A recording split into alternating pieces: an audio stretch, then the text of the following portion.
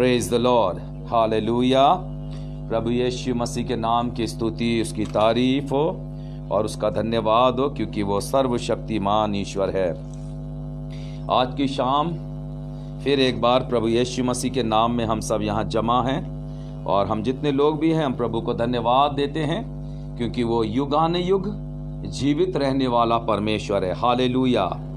और बाइबल हमें बताती है, यीशु मसीह के वचन में, बाइबल में हम पढ़ते हैं कि लिखा हुआ है कि यीशु मसीह में जीवन है, और वो जीवन जो है वो मनुष्यों के लिए उसने दिया है, ताकि मनुष्य जो है उस जीवन के द्वारा शांति, आनंद और उद्धार को प्राप्त करे। और बाइबल के अंदर कुछ परमेश्वर के ऐसे बड़े दास, जिनके विषय में हम अक्सर लोगों से सुना करते हैं, बाइबल में से पढ़ा करते हैं, और ऐसे दासों के विषय में जब हम बाइबल में से पढ़ते हैं तो किसी को परमेश्वर ने अपना अति प्रेमी पुरुष बताया है, और किसी को परमेश्वर ने प्रेमी शब्द के नाम से पुकारा है। अति प्रेमी या अति प्रिय पुरुष जो है, परमेश्वर ने डैनियल को पुकारा था। डैनियल की किताब में हम पढ़ते हैं तो परमेश्वर ने डैनियल से कहा, हे अति प्रिय पुरुष डैनियल, और परमेश्वर उसको इसी नाम से जानता था, इसी नाम से परमेश्वर उसको पुकारता था। ये शब्द इस्तेमाल करता था परमेश्वर डैनियल के नाम के आगे।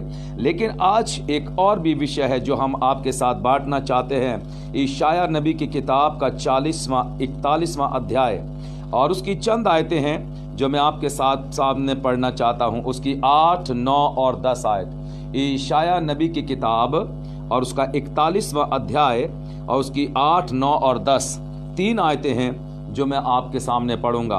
यहाँ लिखा, हे मेरे दास इस्राएल, हे मेरे चुने हुए याकूब, और तीसरी बात, हे मेरे प्रेमी इब्राहिम के वंश, तू जिसे मैंने पृथ्वी के दूर दूर देशों से लिया और पृथ्वी की छोर से बुलाकर ये कहा, तू मेरा दास है, मैंने तुझे चुना है और तजा नहीं है, मत डर, क्योंकि मैं तेरे संग हूं, इधर उधर मत ताक, क्योंकि मैं तेरा परमेश्वर हूं।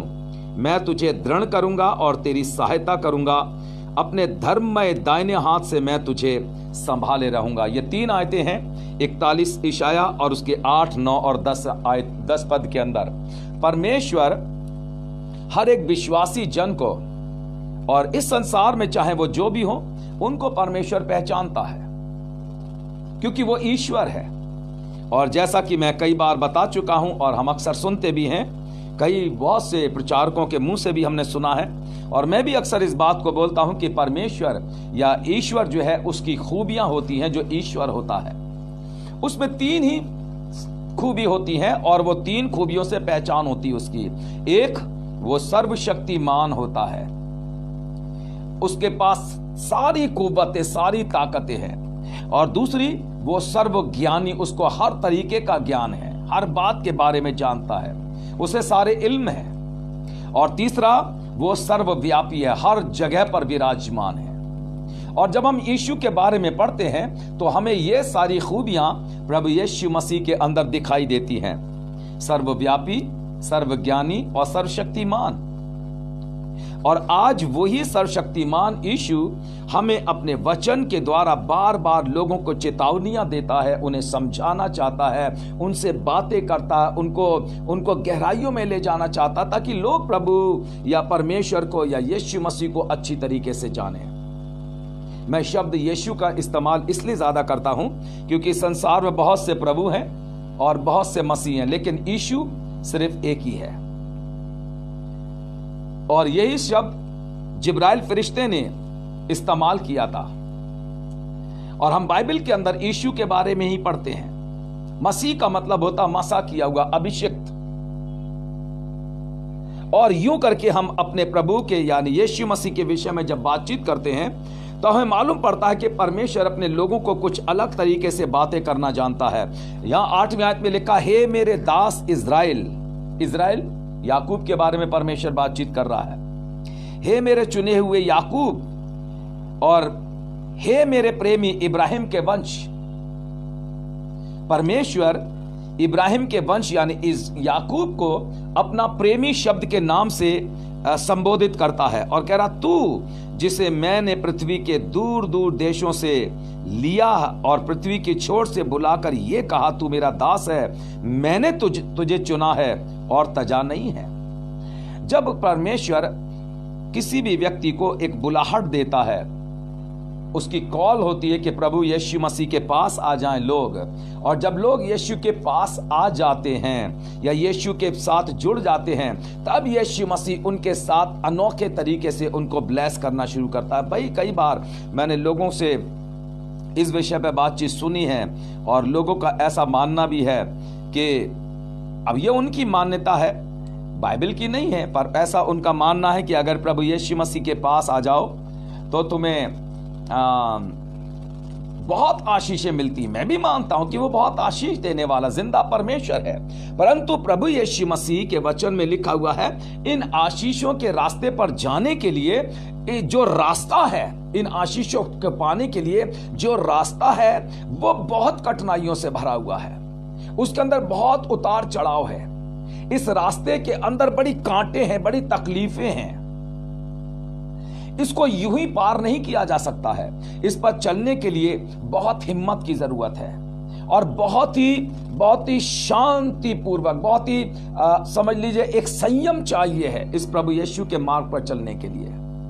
बिना संयम के आप इस मार्ग पर चल नहीं सकते। बहुत लोग हैं जो ये कह रहे हैं, हम बाइबल में पढ़ रहे हैं और हम अक्सर लगातार फेसबुक पर और तमाम चीजों में हम लोगों से सुन रहे हैं, बहुत तेरे जो इस मार्ग पर चलने के बारे में बातचीत कर रहे हैं और दिखा रहे हैं कि वो इस मार्ग के ऊपर चल रहे हैं, लेकिन बहुत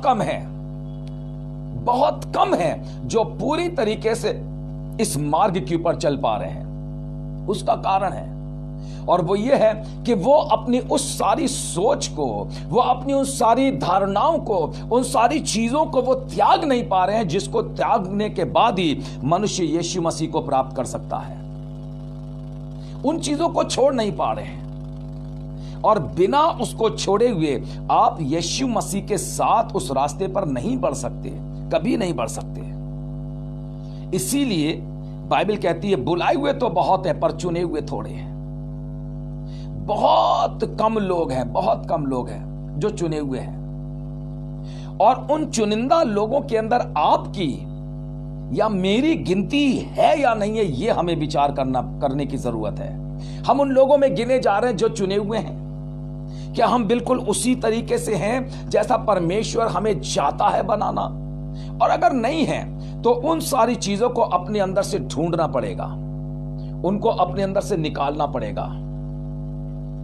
इसलिए निकालना पड़ेगा क्योंकि उसके साथ आप परमेश्वर के राज्य के अंदर किसी भी तरीके से नहीं जा सकते, या प्रभु के साथ आपका एक रिश्ता जो है वो सही नहीं बनेगा।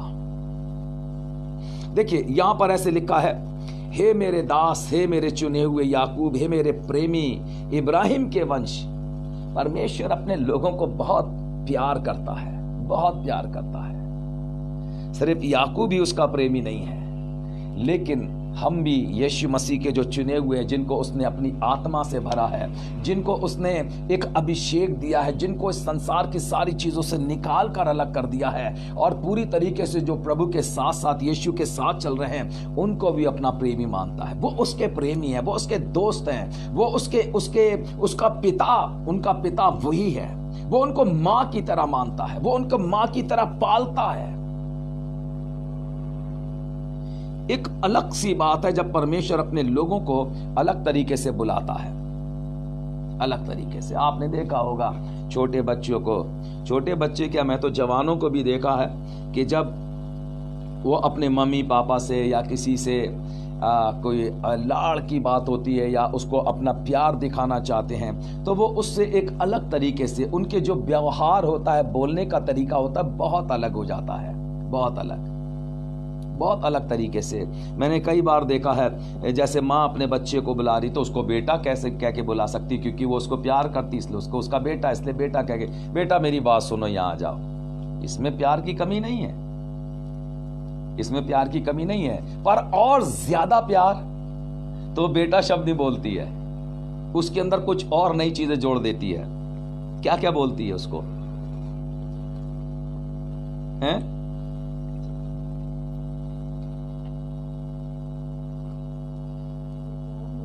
हाँ, सोना बेटा, नोनू बेटा, है ना, बाबू आजा मेरा बाप, मतलब प्यार, वो उसको उंडेल रही है, उस प्यार को उंडेलना चाहती है उसके ऊपर, है ना।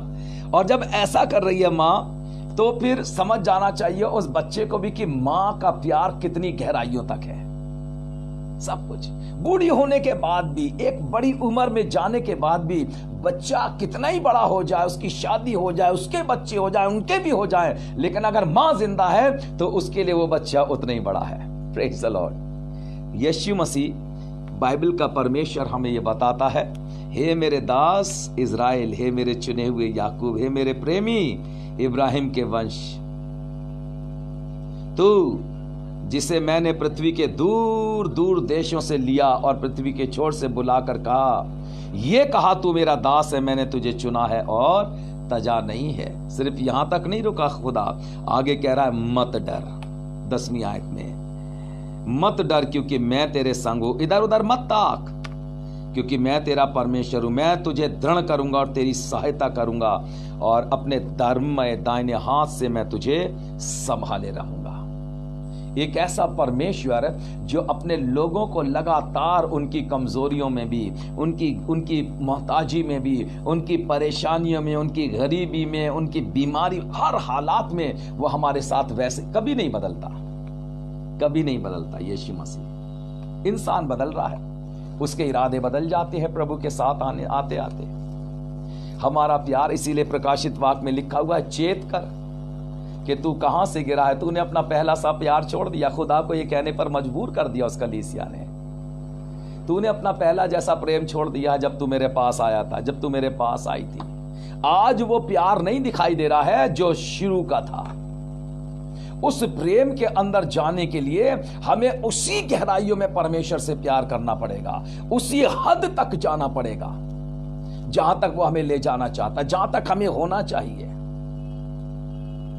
थोड़ी समय के लिए ही नहीं, लेकिन परमानेंटली आपको अपने आप को बदलना पड़ेगा। थोड़े समय के लिए मत बदलिए, जब तक इबादत चल रही है, जब तक हम दुआ में बैठे तो ना, पूरी तरीके से बदलिए। समय बचा नहीं है, अब बाइबल को पढ़ लीजिए, समय बिल्कुल नहीं बचा। यीशु मसीह ये चाहते हैं इंसान का जीवन पूरी तरीके से बदल जाए। बिल्कुल, एक सिपाही है, आप देखिए जब परेड होती है तो सीधे सीधे चलते जा रहे हैं, लेफ्ट राइट करते हुए, लेकिन जब उनका कमांडर उनको कहता है अबाउट टर्न, अबाउट टर्न का मतलब वहीं से, जिस जगह पर है वहीं से ही आपको वापस आना, आगे कदम नहीं बढ़ना है। अगर आप आगे कदम बढ़ा करके फिर लौटते हैं, तब तक जो आपके साथ चल रहे हैं वो मुड़ करके आगे निकल जाएंगे, आप लाइन से बाहर हो जाएंगे।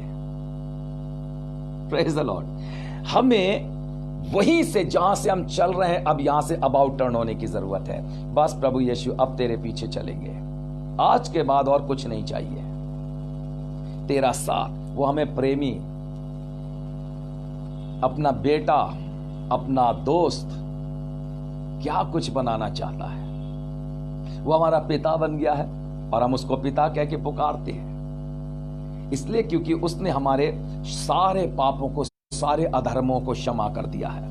एक आयत बहुत अच्छी है और वह है भजन संहिता की पुस्तक में, और मैं आपके सामने उसको पढ़ता हूं। उसका भजन संहिता की पुस्तक का 20 अध्याय है और उसकी 5वीं और 6ठी 2 आयतें हैं जो मैं पढ़ना चाहता हूं आपके सामने। भजन संहिता उसका 20 अध्याय की 5 और 6। तब हम तेरे उद्धार के कारण ऊंचे स्वर से हर्षित होकर गाएंगे और अपने परमेश्वर के नाम से झंडे खड़े करेंगे। यहोवा तुझे मुंह मांगा वरदान दे। अब मैं जान गया, 6ठी आयत, कि यहोवा अपने अभिषिक्त का उद्धार करता है। वो अपने दाहिने हाथ के उद्धार करने वाले पराक्रम से अपने पवित्र स्वर्ग पर से सुनकर उसे उत्तर देगा। शांत नहीं रहता प्रभु, फिर वो जवाब देता है। फिर परमेश्वर की आशीषें आना शुरू हो जाती है। फिर परमेश्वर आपको बरकतें और बरकतें देने लग जाता है, बेशुमार, जो गिनी नहीं जाती हैं। इतनी आशीषें परमेश्वर आपको देने लग जाता है। Praise the Lord. बाइबल का परमेश्वर इन अंतिम दिनों के अंदर अपने लोगों को अलग कर रहा है। अलग, बाइबल में लिखा है कि उसका सूप उसके हाथ में है और वो अपने खलियान को अच्छी रीति से साफ करता है।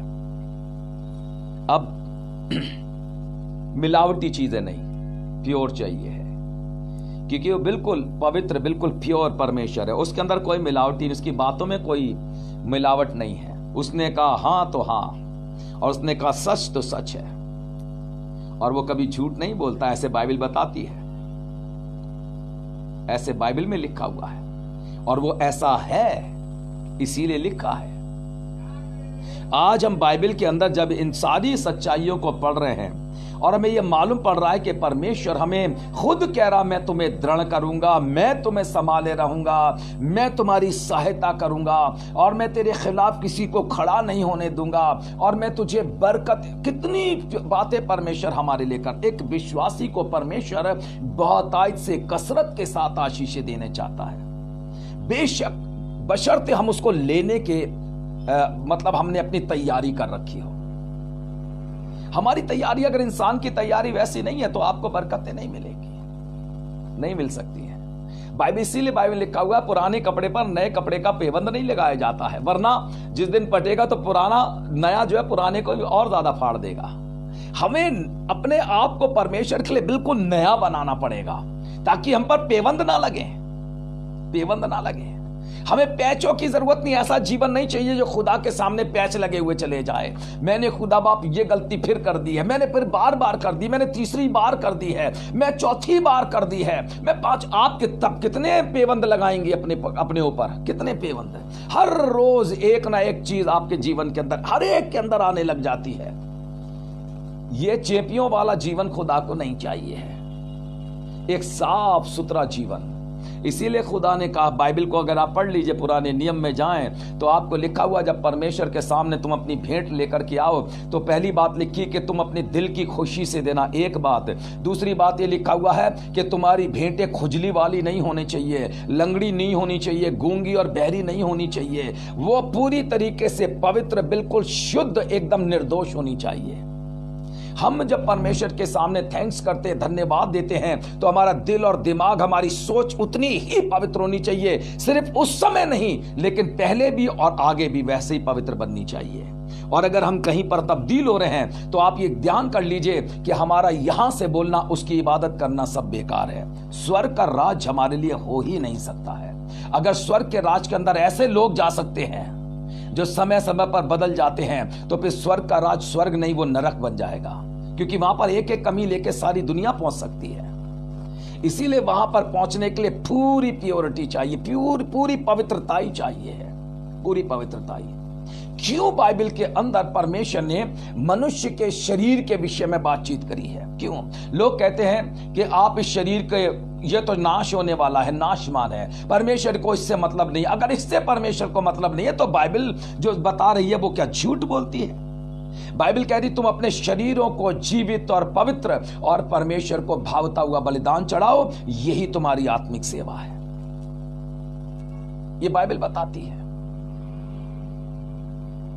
परमेश्वर का वचन ये बताता है, बाइबल में लिखा है, क्या तुम नहीं जानते, पहला कुरिन्थियों 3:16, कि तुम्हारा शरीर परमेश्वर की आत्मा का मंदिर है। अगर परमेश्वर को इसकी जरूरत नहीं है, इससे परमेश्वर को इसकी जरूरत या इससे कोई मतलब नहीं है, तो इसको मंदिर क्यों कहा खुदा ने, यीशु मसीह ने? क्यों? क्योंकि ये इसमें यीशु मसीह रहता है, इसलिए इसको पवित्र बनना पड़ेगा, बनाना पड़ेगा, शुद्ध रखना पड़ेगा, एकदम प्योर, एकदम प्योर, पवित्र। इसके अंदर कोई भी ऐसी चीज जो परमेश्वर को पसंद नहीं है, नहीं आ सकती, आ ही नहीं सकती। और अगर आ रही है और बार बार आ रही है, तो आप अपने बारे में सोच लीजिए कि आप रेड लाइन को क्रॉस करने वाले हैं। बस वहीं रुकिए, तौबा करिए, पश्चाताप करिए और कहिए कि मुझसे गलतियां बार बार हो रही हैं। अब मेमने का यानी यीशु का लहू हम पर लगा। यीशु का लहू वो नहीं है कि ऐसा लहू लगा के छिड़क दिया और शुद्ध हो ना। यीशु का लहू जिंदा है, यीशु का लहू बातें करता है, यीशु के लहू में जीवन। अगर जिंदगी नहीं होती तो हम क्षमा कैसे पा जाते? अगर यीशु का लहू जिंदा नहीं होता तो बीमार चंगे कैसे हो जाते? अगर यीशु का लहू जिंदा नहीं होता तो पाप कैसे क्षमा हो जाते? हालेलुया। उसके लहू में जिंदगी है और वो जीवन देने के लिए आया। और बाइबल में भी लिखा हुआ है, खून में जान होती है, और वो तो जिंदा खून है जो पुकारता है। Praise the Lord. आज यीशु मसीह हर एक व्यक्ति से, कई बार हम अपने डिनोमिनेशन को लेकर के बहुत ज्यादा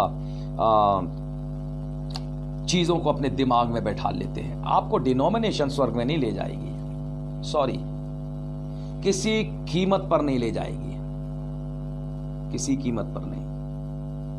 आपको आपकी धार्मिकता भी यीशु मसीह के पास या स्वर्ग के राज के अंदर नहीं ले जा सकती है, वो भी बेकार है। कुछ नहीं, सिर्फ आपका एक सादा जीवन जो पूरी तरीके से पवित्र है, पूरी तरीके से प्योर, वो जिंदगी खुदा को पसंद है। बस सादगी, सच्चाई, ईमानदारी, कुछ नहीं चाहिए उसको, वो तो देता है। और हम जो मांगते हैं दुनिया में, जो कुछ हम चाहते मांगते हैं, वो हमें देता है। और वो उसने सिर्फ एक ही बात मांगी, और वो ये है कि अपना छोटा सा जीवन जो है, जो मैंने तुम्हें दिया है, मुझे समर्पित कर दो। मैं बरकतें और जीवन और अनंत जीवन और स्वर्ग का राज सब तुम्हारा। इतना सा काम नहीं कर पाते। परमेश्वर ने जब याकूब से बातचीत करना शुरू करी तो परमेश्वर जानता था कि याकूब को कैसी बरकतें देनी है, इब्राहिम का वंश। और परमेश्वर कहता, हे मेरे प्रेमी इब्राहिम के वंश, हे मेरे दास याकूब, ऐसे लिखा हुआ है, हे मेरे चुने हुए याकूब।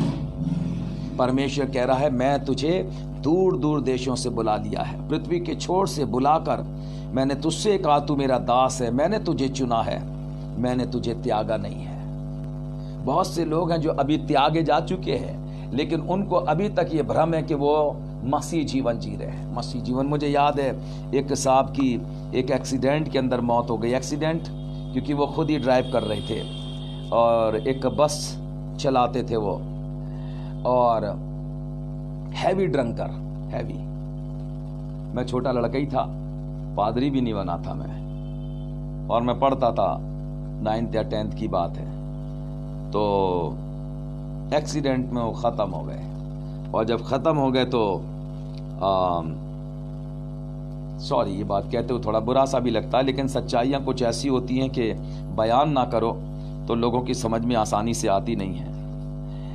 जिस समय पर वो मरे, डेथ उनकी हुई, तो उस समय पर भी वो ड्रिंक किए हुए थे, और उनकी जो गाड़ी थी वो जाकर के ट्रक से आमने सामने टक्कर लगी थी, और वो वहीं ख़त्म हो गए थे, स्पॉट पर ही उनकी जान निकल गई थी।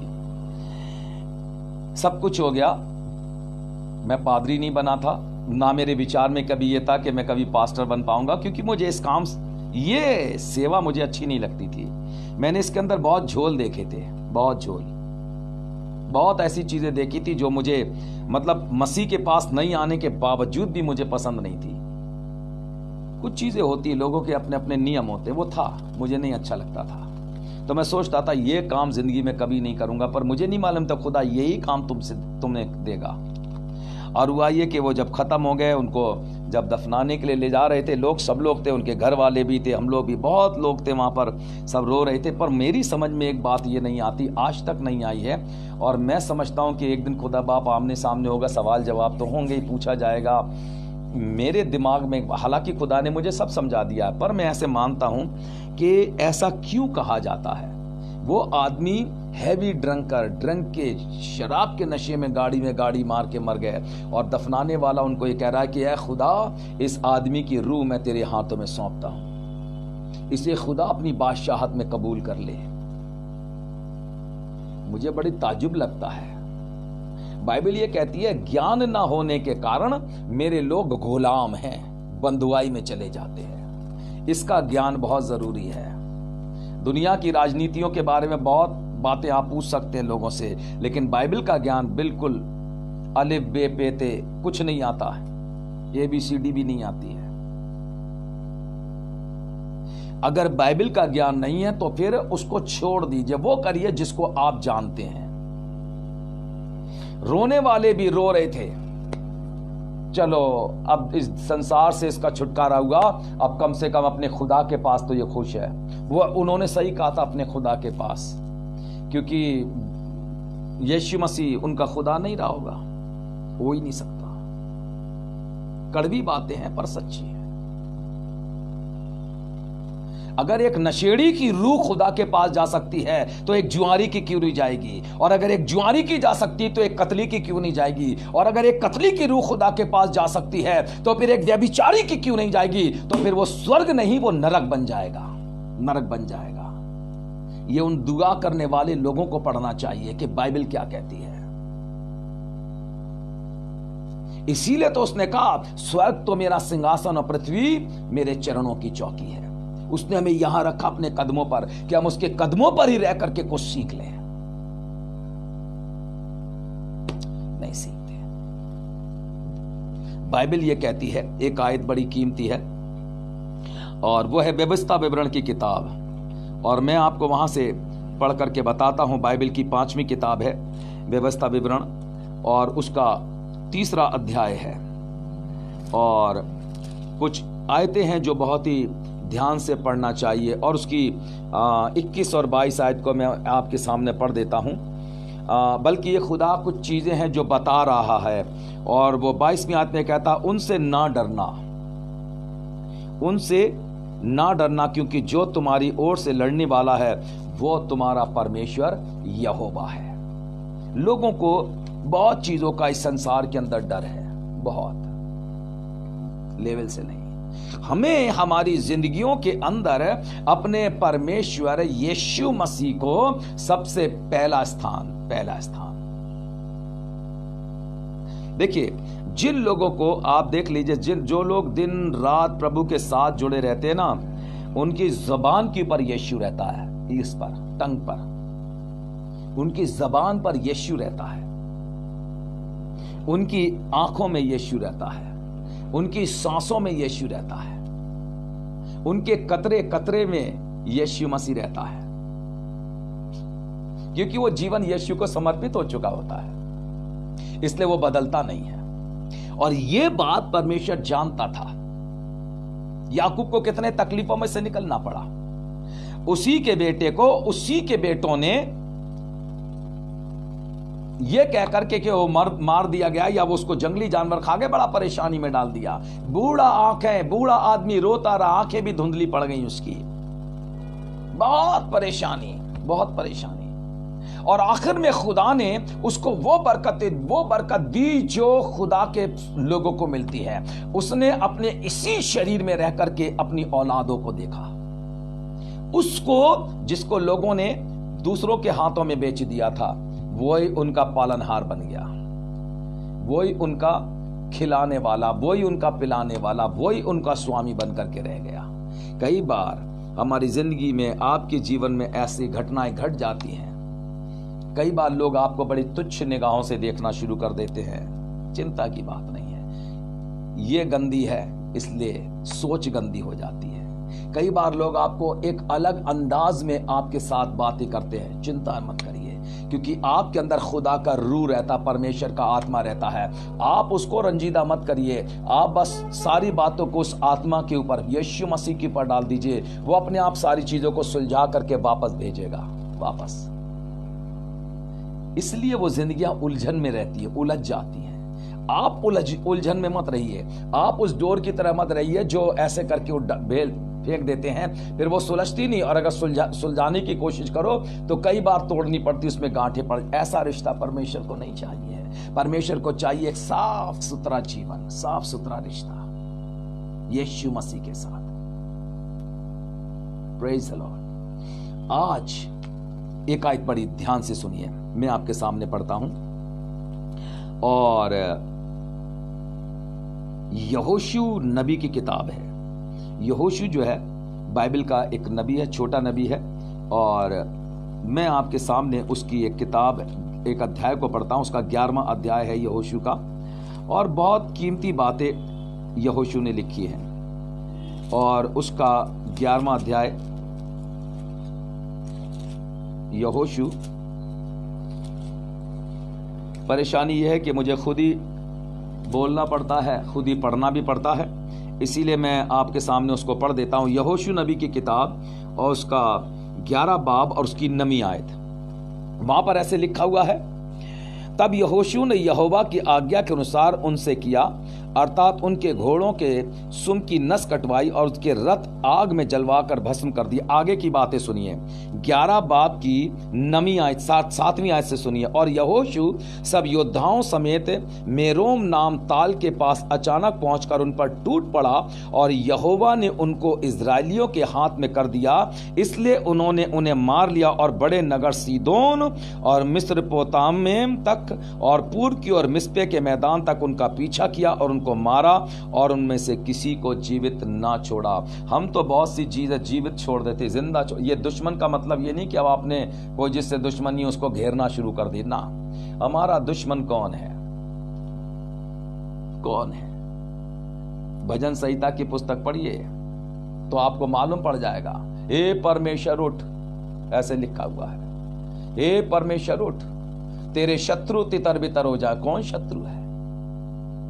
शैतान। लोग नहीं है, उनके अंदर जो चीज है वो ये परमेश्वर के खिलाफ है। बाइबल ये बताती है हमारे जीवन के अंदर, इंसान के जीवन में बहुत चीजें हैं जिनसे वो लड़ रहा है, लेकिन उनसे जीतना नहीं चाहता है, जीतना नहीं चाहता। मैंने कई बार लोगों से इसके बारे में बातचीत करी, भाई साहब आप मेरे लिए दुआ कर दीजिए, मेरे अंदर एक ही कमी है, बाकी तो खुदा मुझे बहुत प्यार करता, मैं बहुत प्यार करता हूं, एक कमी वो खत्म नहीं हो रही। मैंने पूछा कौन सी कमी खत्म नहीं हो रही है? बस मैं ये गुटखा खाना नहीं बंद कर सकता, हो ही नहीं रहा। मैंने बड़ी कोशिश करता हूं, 15 दिन तक छोड़ देता हूं, फिर एक दिन लग जाती लत। इसलिए लगती है क्योंकि आप उसको छोड़ना नहीं चाहते, आपको खुदा से यानी यीशु से ज्यादा उससे प्यार है। अगर आप यीशु से प्यार करते तो आपको कहने की जरूरत नहीं पड़ती, तो लगती भी नहीं आपको कभी आकर के। एक बार है, इससे मेरा कोई मतलब नहीं है, मैं और मेरा यीशु, मेरा जीवन मेरे यीशु का है। भाई साहब एक चीज है, बस एक, ये एक ही है जो वहां नहीं जाने देगी। वह एक ही चीज है जो वहां पर रुकावट डालेगी स्वर्ग में जाने के लिए। एक ही चीज है जो खुदा की हुजूरी में आपको बैठने नहीं देती है। कितने लोगों की खबरें आती है, भाई साहब जब हम दुआ करने बैठते हैं तो बड़ी जमाइयां आती हैं, बस वैसे नहीं आती है, जब तक दुआ करते हैं जमाइयां आती रहती हैं। क्यों आती रहती हैं? बाइबल बताती है यीशु मसीह, जानते हैं हम कौन है? हम यीशु की दुल्हन कलीसिया, और यीशु मसीह हमारा दूल्हा है। तब आप खुद सोचिए, दूल्हा और दुल्हन सामने बैठे हैं तो दुल्हन की आंख बंद करके कहेगी मुझे नींद आ रही है जी, और दूल्हा दुल्हन बात नहीं करेंगे। वो तो उस समय को चाहते हैं कि वो आमने सामने बैठे, एक दूसरे को देखे, एक दूसरे से बातचीत करें। ये है कलीसिया, ये है जीवन। वहां नींद नहीं है, वहां जमाइया नहीं है, वहां तो एक एक्साइटमेंट है कि हम कब अपने दूल्हे यानी यीशु से बातचीत करें, कब वो मुझसे कहे पूछ तुझे क्या पूछना है, मांग तुझे किस चीज की जरूरत है, और हम दिल खोल करके उसके सामने खोल दे, प्रभु तू मेरा परमेश्वर है, तू तो मेरा दूल्हा है, तू मेरा परमेश्वर है, मुझे आशीष दे, मुझे ब्लेस कर दे। वो तो खूबसूरत बनाना चाहता है, जीवन बहुत खूबसूरत। आप जानते हैं, मैं आपको एक आयत पढ़कर बताता हूं, और वो है प्रकाशित वाक्य। हालांकि इस किताब को अभी मैं छू नहीं रहा हूं बहुत समय से, क्योंकि इसलिए नहीं छू रहा हूं क्योंकि मुझे इसकी स्टडी कराने के लिए कुछ तैयारी चाहिए है। इसकी सेकंड स्टडी है जो जल्दी ही शुरू करेंगे हम, क्योंकि जब शुरू करेंगे तो बीच में उसको कंटिन्यू करेंगे, हम उसको ब्रेक नहीं देंगे, क्योंकि उसमें 4 साढ़े 4 साल तक लग जाते हैं। अभी एक स्टडी उसकी करी थी हमने, तो उसमें काफी समय लगा था। सो यहां पर ऐसे लिखा हुआ है पहली आयत में, इसके बाद मैंने स्वर्ग में मानो बड़ी भीड़ को ऊंचे शब्द से कहते सुना कि हालेलुया, उद्धार, महिमा और सामर्थ हमारे परमेश्वर ही का। इस शब्द के ऊपर बड़ी परेशानियां हैं। मैं आपको उस जगह पर लाना मांग रहा हूं जहां पर परमेश्वर आपको प्रेमी शब्द से पुकारे, अति प्रिय के शब्द से पुकारे, जैसे परमेश्वर ने डैनियल से कहा, जैसे खुदा ने याकूब से कहा जो इब्राहिम के वंश से है। ठीक है ना। सो अब हम आगे बढ़ते हैं, और वहां पर यह शब्द आया है कि स्वर्ग के अंदर एक बड़ा आवाज सुनाई दी, हालेलुया। मैं एक बहन जी से बातचीत कर रहा, से दिल्ली शहर की रहने वाली है, और ऐसी बातचीत होती रही। कह लेके भाई साहब जब आप लोग गाना गाते हैं ना तो बड़ा अच्छा लगता है, मैं सुनती हूँ अपने घर में से। मैंने कहा बहुत अच्छी बात है। तो मैंने कहा तो ठीक है सिस्टर, बड़ी अच्छी बात है, खुदा आपको बरकत दे। कह लेगा पर मैं आपके यहाँ आ नहीं सकती। तो मैंने कहा कोई बात नहीं, वो आपकी मर्जी है, हमने तो आपसे कहा नहीं आए। कहे नहीं, आप पूछे तो मैं क्यों नहीं आना चाहती। मैंने कहा जी सिस्टर, जब आप आने नहीं चाहती तो मुझे पूछने से क्या फायदा, वो तो आपकी अपनी बात है, आप नहीं आना चाहती, ठीक है। कह रहे नहीं मैं आपको खुद बता देती हूँ। मैंने कहा जी बताइए। कह लेगा मुझे हालेलुया और प्रेज द लॉर्ड से बड़ी नफरत है। तो मैंने कहा आप यीशु मसीह से कितना प्यार करती हैं? क्या वो तो मेरा खुदा है, बताइए इन्हें क्या कहें, इन्हें समझाएं तो आप क्या समझाएंगे? इनके समझाने वालों ने इन्हें क्या पढ़ा रहे हैं, कुछ समझ में नहीं आता।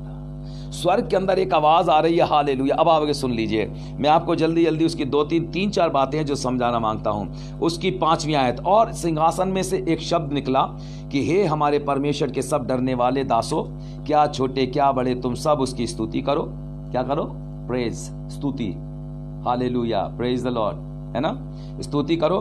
फिर मैंने बड़ी भीड़ का सा और बहुत जल का सा शब्द और गर्जनों का सा बड़ा शब्द सुना कि हालेलुया, इसलिए कि प्रभु हमारा परमेश्वर सर्वशक्तिमान राज्य करता है। मेन आयत 7वीं, आओ हम आनंदित और मगन हो और उसकी स्तुति करें, क्योंकि मेमने का ब्याह आ पहुंचा है और उसकी पत्नी ने अपने आप को तैयार कर लिया है। Praise the Lord. अब चाहिए है तैयारी। यीशु मसीह के साथ कलीसिया का ब्याह, मंगनी तो हो चुकी, जानते कैसे हुई है? उसके लहू के जरिए से। उसने अपने लहू से हमें ढांप लिया है। ये होती ना एक रिंग, मंगनी में देते हैं, ये एंगेजमेंट हो गई। अभी यीशु मसीह से कलीसिया की सिर्फ मंगनी हुई है, सगाई हुई है, शादी नहीं हुई है। शादी के लिए बड़े धूम धड़ाके होने हैं, वो दिखाई दे रहे हैं चारों तरफ। नहीं, दाऊद को मजा आता था, परमेश्वर के लोग गीत गा रहे हैं, भजन गा रहे हैं, दाऊद डांस कर, राजा राजा। यहां तो जरा सी अगर थोड़े से ज्यादा पढ़ जाएं या पढ़े लिखे हो जाएं तो नीचे बैठने पर भी घबराहट होती, नीचे बैठ कैसे जाए। वो तो राजा होकर के लोगों के सामने डांस करता हुआ चला आ रहा था, परमेश्वर के सामने कर रहा था, हालेलुया। और ऐसा डांस कर रहा था, उसे सुधी नहीं थी कि उसके कपड़े कहां, इसके राजसी वस्त्र उतर गए। उसे होश ही नहीं था, किसी ने उसको निकम्मा जाना और परमेश्वर ने उसकी कोख को बंद कर दिया। Praise the Lord, hallelujah, praise the Lord. यही तो खुदा है, यही परमेश्वर है। प्रभु चाहता यही है कि आप परमेश्वर के सामने पूरी तरीके से इंसान जो है उसमें लीन रहे, दिन रात। आप प्रभु के साथ जुड़ जाइए, प्रभु आपको ब्लेस करना शुरू करेगा, आशीष दे देगा, क्योंकि वो जीविता परमेश्वर है। देखिए बाइबल बड़ी साफ शब्दों में बताती है, मेमने का ब्याह आ पहुंचा और उसकी पत्नी ने अपने आप को तैयार कर लिया है।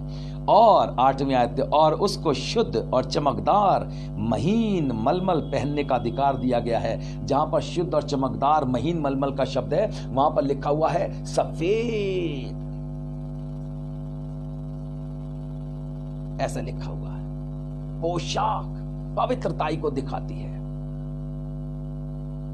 सफेद कतानी कपड़े पहनने का अधिकार दिया गया, उर्दू शब्द है ये।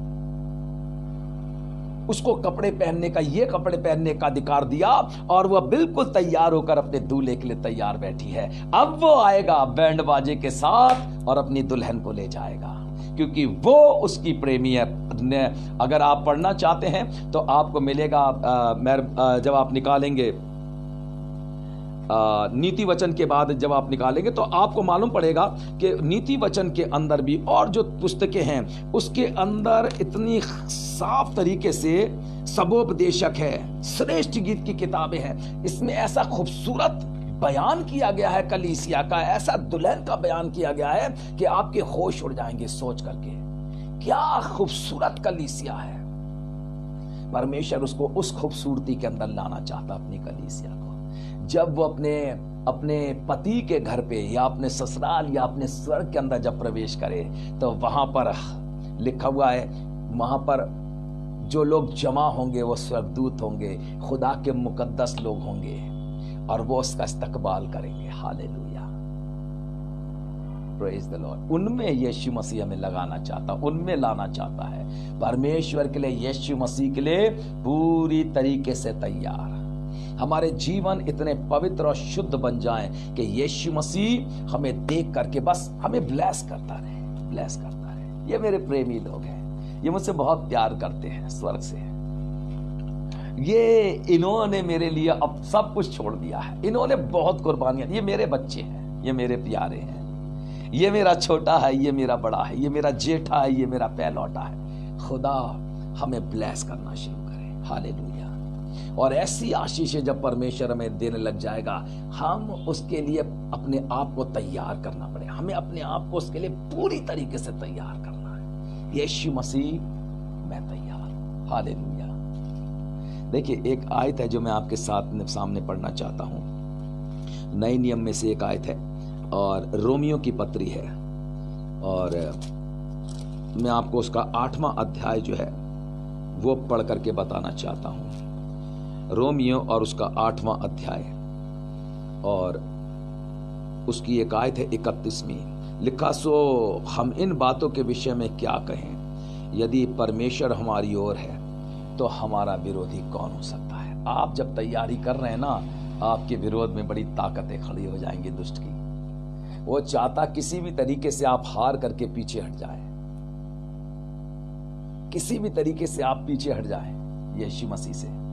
वो आपको हारा हुआ देखना चाहता है, यीशु मसीह आपको जिताना चाहता है, वो आपको जीते हुए देखना चाहता, क्योंकि यीशु कभी हारा नहीं। वो तो गाड़ा गया, पत्थर रख दिया गया, रोमी सरकार ने उस पर मोहर लगा दी, तो शैतान ने सोचा ये मसीह मरा, मसीहत खत्म हो गई, यीशु मरा, सब खत्म हो गया। जब वो जिंदा हुआ तो उसका सर को चल दिया गया, तो वो हार गया। और ये बाइबल में लिखा है, मौत तेरा डंक कहाँ रहा, तेरा डंक कहाँ रहा। हालेलुया। पहला करंथियों को पढ़िए आप 15 अध्याय को, उसकी 58वीं आयत के अंदर साफ तरीके से लिखा है, 57-58 आयत में है, परमेश्वर यीशु मसीह फतहमंद खुदा है और वो आपको फतह देना चाहता है, जिंदगी के अंदर आपको जय देना चाहता है। देखिए बहुत लड़ा यूसुफ, बहुत लड़ा, लेकिन कभी किसी के बारे में कुछ बोला नहीं। आप पढ़ लीजिए बाइबल के अंदर, यूसुफ को उसके सगे भाइयों ने ही बेच दिया था जी। और बेचने के बाद भी यूसुफ जब उनको पहचान गया, यूसुफ ने उनको सब कुछ दिया, खाना पानी सब कुछ दिया, पहचान भी लिया, गले भी लग गया, बाप सबसे मुलाकात हो गई। लेकिन कहीं बाइबल नहीं बताती कि यूसुफ ने उन पिछली बातों का ब्यौरा भी कभी उनके सामने लाया। इसलिए क्योंकि ये यूसुफ वो है जिसके साथ जिंदा खुदा रहता है। इसीलिए यूसुफ लोगों के हाथों में बिकता तो रहा, लेकिन ये एक प्रोसेस था प्रधानमंत्री बनाने के लिए। Praise the Lord. हम उस प्रोसेस में जाना नहीं चाहते, लोग नहीं जाना चाहते। लोग सोचते हैं कि परमेश्वर के साथ जुड़ना बहुत आसान है, लेकिन उसके साथ चलना बिल्कुल ऐसे समझ लीजिए, ये रास्ता जो है ना, ये सकरा रास्ता है, इसके ऊपर आसानी नहीं है, मुश्किलातें हैं, आसानी नहीं है। और इन्हीं मुश्किलातों से निकल करके तो ही आप स्वर्ग के राज्य में प्रवेश करेंगे। वहां पर यीशु मसीह स्वागत करने के लिए तैयार है। वहां पर वो बिल्कुल तैयार ऐसे खड़ा हुआ कि आप आएंगे और बस वो आपका स्वागत। ओ फरिश्ते, सब कुछ तैयारियां चल रही हैं। Praise the Lord. हे मेरे दास इज़राइल, हे मेरे चुने हुए याकूब, हे मेरे प्रेमी इब्राहिम के वंश, तू जिसे मैंने पृथ्वी की दूर दूर देशों से लिया और पृथ्वी की छोर से बुलाकर कहा तू मेरा दास है, मैंने तुझे चुना है और तजा नहीं है। प्रभु ने हमें दुनिया सारे शहर के देश के अंदर से जगह जगह से लोगों को चुना है। वो उनको अपनी कलीसिया दुल्हन बनाना चाहता है, एक ऐसी दुल्हन जो बिल्कुल पाक और पवित्र और सुंदर हो। कौन ऐसा लड़का है या कौन ऐसा दूल्हा है जो कानी दुल्हन को पसंद करेगा? या तो दूल्हे में दोष होगा, तो वो भी अपनी तरीके की पसंद करेगा, लेकिन दूल्हा तो निर्दोष है। वो तो वादियों का सोसन शारोन देश का गुलाब है। हालेलुया। उसकी सुंदरता, बाइबल कहती है उसकी सुंदरता पहचानी नहीं जाती थी। वो सुंदर, इसका मतलब बाइबल प्रमाण देती बहुत सुंदर खुदा है, बहुत सुंदर है यीशु मसीह। तो उसकी दुल्हन को कितना खूबसूरत बनना पड़ेगा उस ईश्वर के लिए जो उसका दूल्हा बनने के लिए तैयार है। Praise the Lord. बहुत बहुत तैयारी चाहिए है। वो भूल जाइए सब कुछ जो होता है, ये दुनिया है। जब आप इसमें रहेंगे ना, आपको बहुत चीजें फेस करनी पड़ेंगी, पर ऐसा नहीं कि अब आप रिएक्ट करना शुरू कर दीजिए, छोड़ दीजिए। उधर के बारे में सोच भी मत लाइए, क्योंकि जब आप अपनी सोच वहां पर मिलाना शुरू करेंगे, वही समय होगा जब आप शैतान को कहेंगे वेलकम।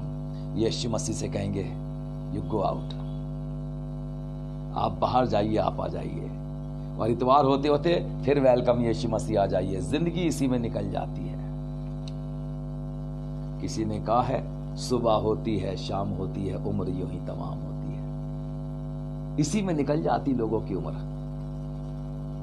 और एक दिन इस संसार से चले जाते हैं। अच्छा नाम नहीं है,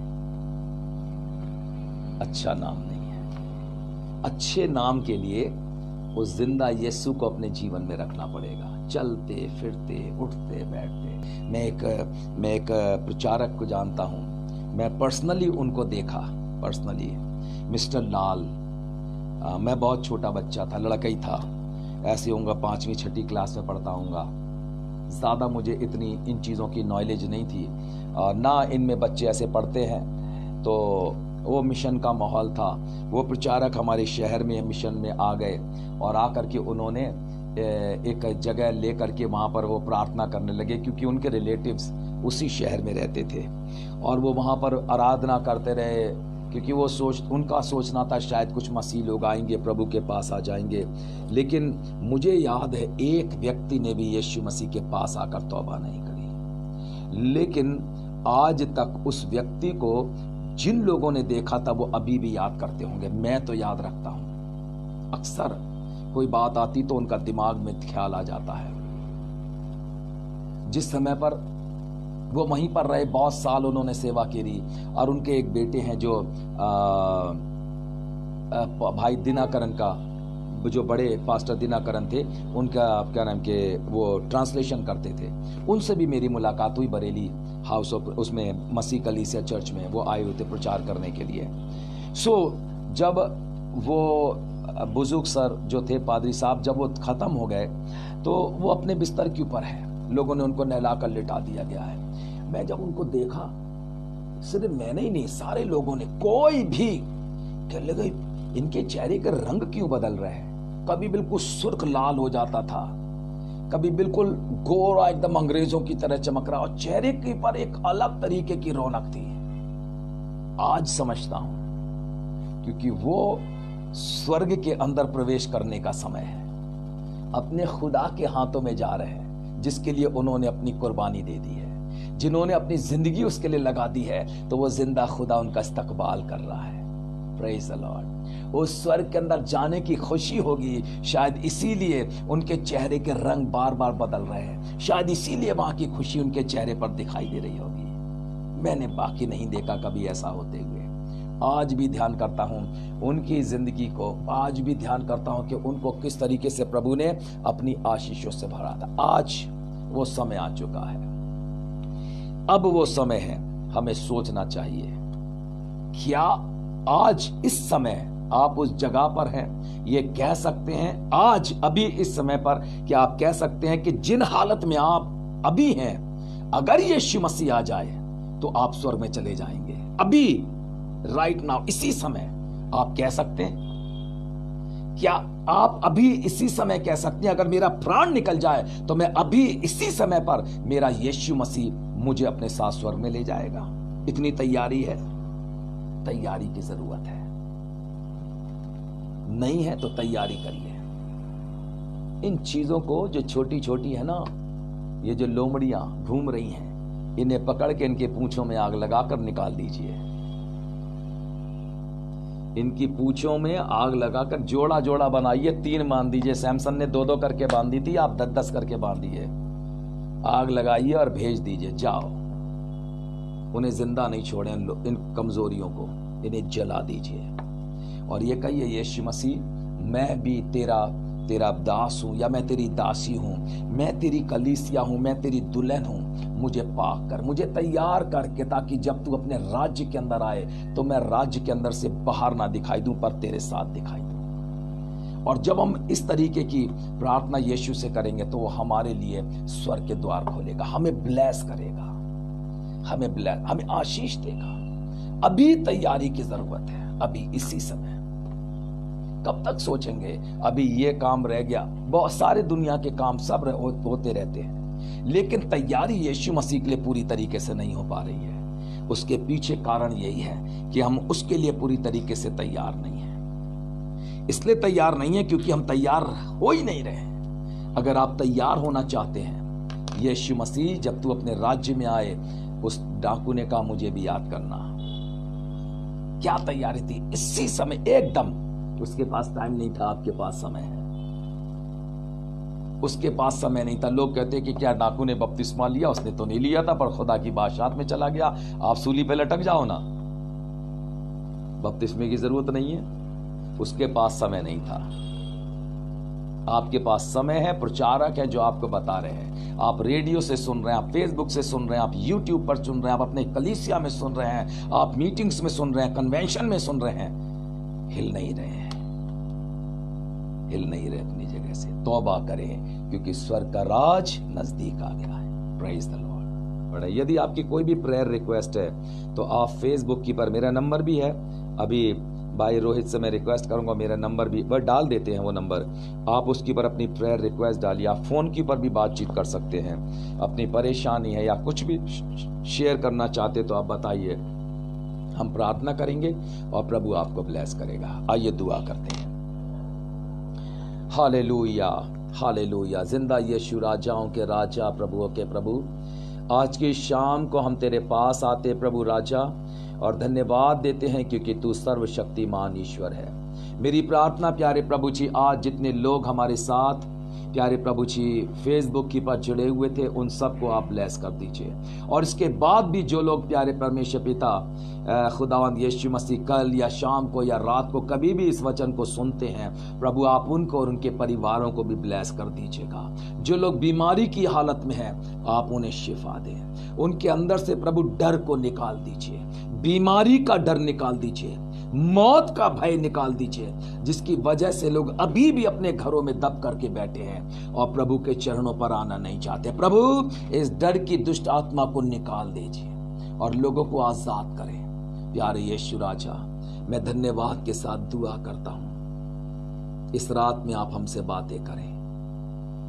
प्यारे यीशु मसीह वचन के भेदों को खोलें ताकि हम गहराइयों को जानने पाए। महिमा और आदर तुझे मिले। यीशु मसीह के नाम से हमारी प्रार्थना को सुनो, ग्रहण कर ले।